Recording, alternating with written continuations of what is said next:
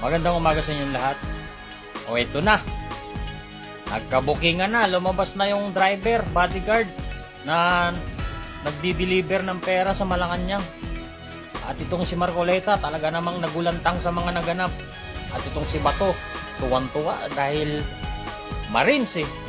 Hindi daw kailangan ng proteksyon. Grabe, saludo ako sa iyo, sir. Umamin din. Nagkabukuhan na. Ang tawag pa nila sa basura ay pera, ay mali. Ang tawag pa nila sa pera ay basura. 3 times a week daw mag-deliver sa Malacanang. Grabe, napakadaming pera, limpak-limpak. Grabe si Saldigo, no? At ito ang matindi. Yung anak niya, bigla na lang nag-post sa Instagram at tinatakwil ang kanyang tatay dahil isa daw kurakot.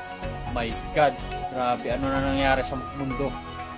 Kaya para sa'yo, Master Sergeant Orly, saludo ako sa'yo sa katapangan mo. Hindi mo kailangan ng proteksyon para sa sarili mo dahil ayaw mo maistorbo. Yan ang Marines. Pangarap ko rin minsan yan. Kaso si Oli bayakang sinagmarino, no?